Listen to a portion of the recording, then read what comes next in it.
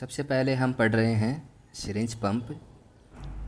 तो यह एक ऐसी डिवाइस है जो कंटिन्यू कुछ मेडिसिन जो है उसको फिक्स टाइम में या फिर फिक्स ड्यूरेशन में या फिक्स क्वांटिटी में उसको पंप करते रहती है। और वो मेडिसिन जो है वो किस में लोड होती है? एक सिरिंज में। मीन्स एक ऐसा पंप, एक ऐसी डिवाइस जिसमें क्या अटैच होता हो? एक सिरिंज। ठीक है, वो डिवाइस है सिरिंज पंप। अब देखो यहाँ पे आपको जैसे कि डायग्राम में दिख रहा होगा कि यह एक आईवी स्टैंड पे मोस्ट कॉमन जो है इंस्टॉल होता है, आईवी स्टैंड पे लगा होता है, जिसमें कि एक सिरिंज होल्ड करने के लिए यहाँ पे इसके कुछ एक्सेसरी जो हैं थिंग होती है। यहाँ पे एक सिरिंज जो है उसको लोड किया जाता है, एक सिरिंज जो है वो यहाँ पे लगाई जाती है और यहाँ पे एक फिक्स ड्यूरेशन या एक फिक्स रेट पे इसको जो है वो हमेशा रन किया जाता है। जैसे कि फॉर एग्ज़ाम्पल यहाँ हमने 20 ml की सिरिंज जो है वो लोड की है और उसमें जैसे कि फॉर एग्ज़ाम्पल कोई भी ड्रग जो है जैसे कि नोरहेड है या एडीआर है उसको हमने लोड किया है। तो उसको हमने जैसे कि सेट कर दिया कि ये जो मेडिसिन जो है जो कि 20 ml में हमने लिया है उसको फॉर एग्ज़ाम्पल जैसे कि 2 आवर में हमें देना है। तो 2 आवर में देना है तो जो हम यहाँ पे टाइम जो है वो सेट कर देते हैं। तो उसी रेट से ये जो मशीन है वो उस ड्रग को पेशेंट में पुश करती है, ट्रांसफ्यूज करती है। इसका नाम है सिरिंज पंप। आगे हम पढ़ेंगे एक इन्फ्यूज़न पंप भी पढ़ेंगे। तो इन्फ्यूज़न पंप और सिरिंज पंप में बेसिक डिफरेंस ये होता है कि इन्फ्यूज़न पंप में कभी भी एक सिरिंज जो है वो लोड नहीं होती है। वहाँ पर सीधा आईवी फ्लूइड जो है, आईवी फ्लूइड में जो है वो ड्रग डाली जाती है या फिर ड्रग की क्वांटिटी वहाँ पर बहुत ज़्यादा होती है जिसको एक कंटिन्यू फिक्स रेट पर हमें पेशेंट में ट्रांसफ्यूज किया जाता है। लेकिन सिरिंज पंप में जो मेडिसिन हम लोड करेंगे वो एक सिरिंज में करेंगे और उस सिरिंज को इंस्टॉल करेंगे एक सिरिंज पंप में। तो ये जो है वो कंटिन्यू यहाँ पर एक फिक्स रेट के हिसाब से या फिक्स टाइम के हिसाब से जो भी हम इसमें सेट करेंगे उसके अकॉर्डिंग जो मेडिसिन है उसमें पेशेंट को कंटिन्यू ये ट्रांसफ्यूज करती रहेगी। तो सिरिंज पंप जो है उसके कुछ बेनिफिट हैं इन्फ्यूज़न पंप के बजाय। वो ये है कि ये जो मशीन है वो कंटिन्यू जो मेडिसिन जब ये कर रही है ट्रांसफ्यूज तो इसका एकदम जो एक्यूरेट जो बेनिफिट है वो ये है कि एक्यूरेसी जो है इसकी वो बहुत ही ज़्यादा होती है। क्यों होती है? जैसे कि फॉर एग्ज़ाम्पल अगर कोई मेडिसिन हमें 2 घंटे में देनी है तो ये मशीन उसको एग्जैक्टली 2 घंटे में ही पुश करती है, जबकि इन्फ्यूज़न पंप में इतनी एक्यूरेसी जो है वो नहीं होती। तो ऐसी ड्रग जो बहुत ही स्मॉल क्वांटिटी में देनी हो और जिनका एक्यूरेसी हमें बहुत ज़्यादा डिमांड में हो, जैसे कि फॉर एग्ज़ाम्पल डोपामीन है, एडीआर है, नोरेड है, उनको हम सीधा सिरिंज पंप में ही देते हैं, ना कि इन्फ्यूज़न पंप के थ्रू। जब इन्फ्यूज़न पंप आगे हम पढ़ेंगे तो आपको और डिटेल में बताएंगे। इस हिसाब से ये देखो ये है इन्फ्यूज़न पंप। तो जैसे कि हमने सिरिंज पंप पढ़ लिया, वहाँ पे हमने सिरिंज लगाई थी कोई भी ड्रग या फ्लूइड देने के लिए। अब यहाँ पे ये जो है यहाँ पे ओनली आईवी ट्यूबिंग लगती है। काम सेम है, ड्रग को पंप करना एक निश्चित टाइम में या फिर निश्चित क्वांटिटी में। जैसे कि 1 घंटे में 100 ml देना है तो वो सेट कर देंगे, या फिर जैसे कि अगर कोई 500 ml फ्लूइड है, 100 ml फ्लूइड है, 200 ml फ्लूइड है, उसको हमें 1 घंटे में देना है, 2 घंटे में देना है, 3 घंटे में देना है, तो वो हम यहाँ पर सेट कर देते हैं। तो जो आईवी ट्यूबिंग है वो यहाँ लगती है, यहाँ से आती है आईवी ट्यूबिंग और यहाँ से नीचे से होते हुए वो निकल जाती है और जाती है पेशेंट में। ठीक है, जैसे कि ये वाला देखो अलग अलग कंपनियों के अलग अलग प्रकार के आते हैं, लेकिन इन्फ्यूज़न पंप में जो है वो हम आईवी ट्यूबिंग लगती है इसके नीचे नीचे से यहाँ से, और जो आईवी ट्यूबिंग जो है उसको ये प्रेस करती है ये मशीन और उसको प्रेस करके और जो है वो कंट्रोल करती है। जबकि वहाँ पर ऐसा नहीं था। वहाँ पर क्या था? वहाँ पर एक सिरिंज थी जिसमें कि एक फिक्स ड्रग था 20 ml 50 ml 60 ml, और वो उसको जो प्लंगर जो था, ठीक है, उसको पुश कर रही थी वो मशीन, कि जो उसका जो प्लंगर था उसको पुश कर रही थी और जो है वो ड्रग दे रही थी। लेकिन यहाँ पे ऐसा नहीं है। यहाँ पे जो आईवी ट्यूबिंग जो है, जो यहाँ लगी हुई है और यहाँ से इसमें से निकल रही है, तो वो आईवी ट्यूबिंग जो है वो प्रेस होती है। जो आईवी ट्यूबिंग जो है उस पर प्रेशर डलता है, तो जो है इस प्रकार से ये इसका कंट्रोल जो है वो करता है। तो जब लार्ज अमाउंट हमें ड्रग देनी होती है, फॉर एग्जांपल जैसे कोई ड्रग है जो हमने 200 ml फ्लूइड में डाल दी है, 500 ml फ्लूइड में डाल दी है, तो फिर जो आईवी सेट जो है वो उसको हम यहाँ फिक्स कर देते हैं, और जो है जो मेडिसिन जो है वो कंटिन्यू यहाँ से पेशेंट में जाती रहती है। दोनों की वर्किंग मैकेनिज़्म जो है वो सेम है। दोनों ही जो है वो एक निश्चित जो टाइम में या फिर निश्चित जो क्वांटिटी ऑफ ड्रग जो है वो देने में काम आते हैं। बट वहाँ पे उसकी जो एक्यूरेसी है वो बहुत ही ज़्यादा है, यहाँ पे इसकी जो एक्यूरेसी है वो बहुत ही कम है। एक्यूरेसी इतनी ज़्यादा अच्छी नहीं है इसकी, इसीलिए जो इमरजेंसी जो ड्रग है वो हम इसमें से नहीं देते हैं, क्योंकि अगर यहाँ पे दे देंगे और अगर एक्यूरेसी सही नहीं रही तो जो फ्लक्चुएशंस जो हैं ड्रग के, जो इफ़ेक्ट जो है वो एक निश्चित नहीं होगा, सही नहीं होगा। अब ये देखो यहाँ पे ऊपर जो दिया है वो है सिरिंज पंप, ये वाला सिरिंज पंप है और ये वाला इन्फ्यूज़न पंप है।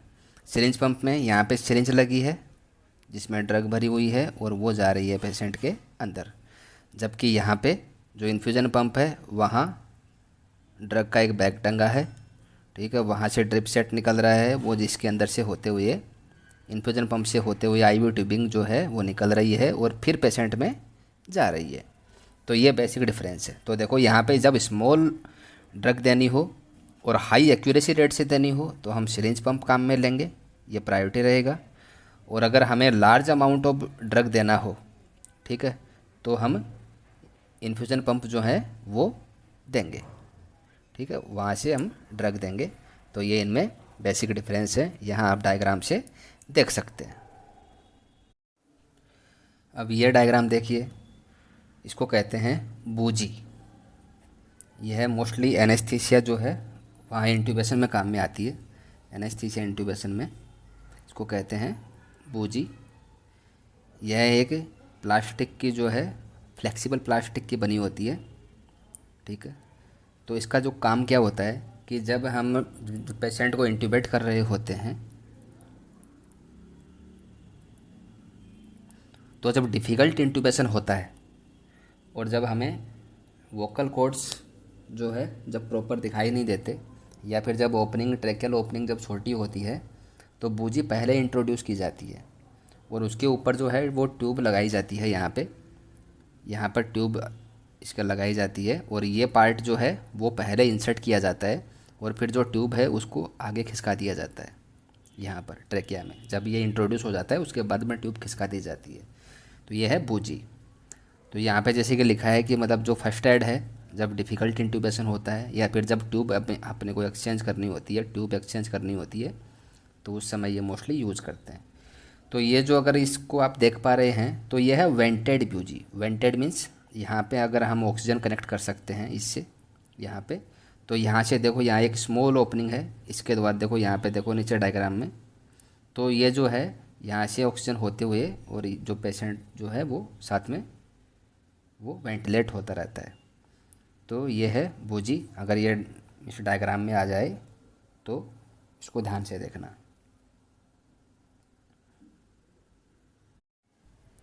तो ये देखिए अब लेरेंजियल मास्क एयरवे डायग्राम दिख रहा है आपको यहाँ पे, और यहाँ पे अलग अलग साइज़ में अवेलेबल होते हैं। इन्फेंट, पीडियाट्रिक, अडल्ट, अलग अलग साइज़ होती है। तो ये भी जो है एयरवे को पेटेंट रखने में हेल्प करते हैं।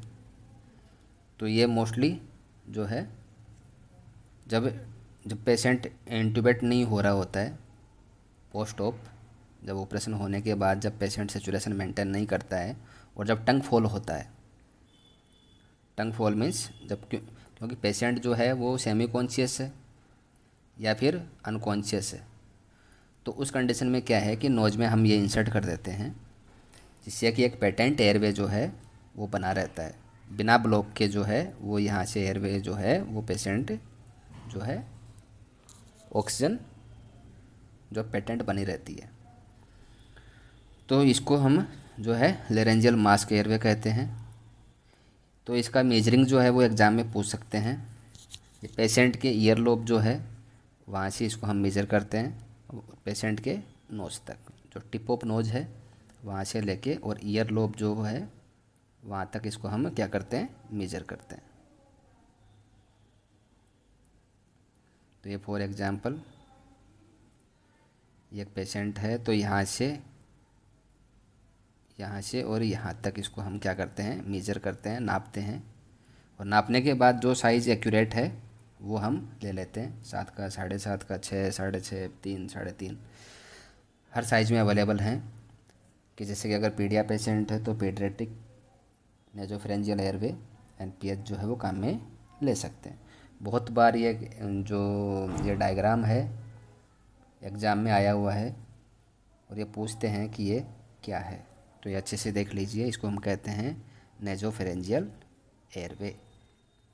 ठीक है,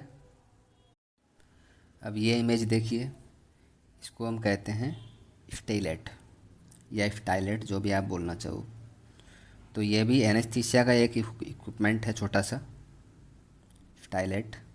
जैसे कि हमने पढ़ा था अभी बूजी, तो बूजी जो है वो डिफ़िकल्ट इंट्यूबेशन में काम में आता है। तो सेम काम इसका है कि यह भी मोस्टली जो है डिफ़िकल्ट इंट्यूबेशन जो होता है, जब ट्यूब डालने में थोड़ी डिफ़िकल्टी होती है तो उस समय इसको हम काम में लेते हैं।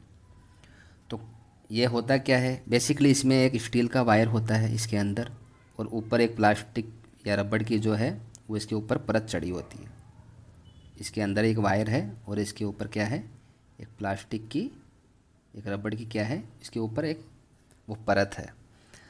तो ये इसको हम काम में कैसे लेते हैं, तो जो भी एंडोट्रेकियल ट्यूब है उसके अंदर इसको फिक्स करते हैं और फिक्स करते हैं इसकी टिप तक। इसकी टिप जो है वहाँ तक ये फिक्स जो है इसके अंदर डाल देते हैं ट्यूब के अंदर। और जैसे कि मैंने कहा कि इसके अंदर क्या है, एक स्टील का वायर है, एक एल्यूमिनियम का वायर है। तो जो है इसको जहाँ से अपने को जो कर्व जो बढ़ाना होता है वो हम इजीली इसको बढ़ा सकते हैं। जैसे कि अपने को इस ट्यूब को अगर यहाँ से बेंड करना है तो इजीली जो है इस वायर को जैसे हम मोड़ेंगे तो ये ट्यूब भी साथ में इसके अंदर मुड़ जाएगी। ठीक है, तो बेसिकली जैसे कि इसने यहाँ से प्रेस कर रखा है, सारी ट्यूब यहाँ से मुड़ रखी हैं, तो सेम यही काम है। तो जो है जब डिफ़िकल्ट इंट्यूबेशन होता है तो उस समय ये काम में लिया जाता है। इसको हम कहते हैं क्या, स्टाइलेट। हो सकता है कि किसी एग्ज़ाम में इमेज बेस्ड क्वेश्चन के रूप में यह अपने को देखने को मिल जाए। अब नेक्स्ट हम पढ़ रहे हैं गुडल्स एयरवे, जिसको कि हम ओरल एयरवे भी कहते हैं, गुडल्स या फिर ओरल एयरवे।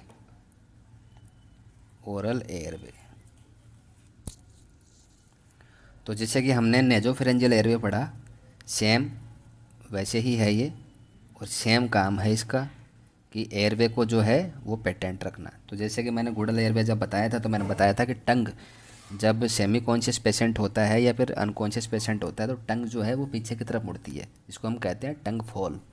तो टंग फॉल जो है वो उसको रोकने के लिए ही ये जो है ये काम में लेते हैं।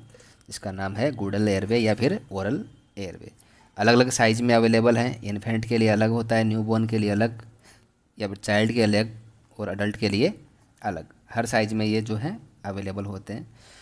तो इनको भी जो है मेजरिंग इनकी अलग अलग होती है। जैसे कि उसका मेजरिंग था तो वैसे ही इसको जो है हम 2 प्रकार से मेजर करते हैं और फिर डिसाइड करते हैं कि कौन से पेशेंट के लिए कौन सा एयरवे ठीक रहेगा।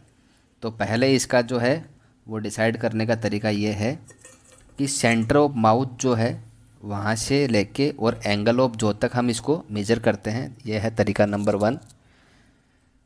माउथ का जो सेंटर है, माउथ के सेंटर से एंगल ऑफ जो का जो एंगल है वहाँ तक इसको मेजर करते हैं। या फिर अगर माउथ के कॉर्नर से अगर हम इसको मेजर कर रहे हैं तो हम इसको मेजर करते हैं ईयर लोब तक, corner of mouth two ear lobe. ये क्वेश्चन बहुत बार जो है एग्ज़ाम में आया हुआ है, बहुत बार इमेज बेस्ड क्वेश्चन के रूप में भी आया हुआ है। कि सीधा ईयर मीन्स कोई सा भी एक डायग्राम मिलता है और पूछते हैं कि ये क्या है, तो हम कहते हैं गुडल्स एयरवे।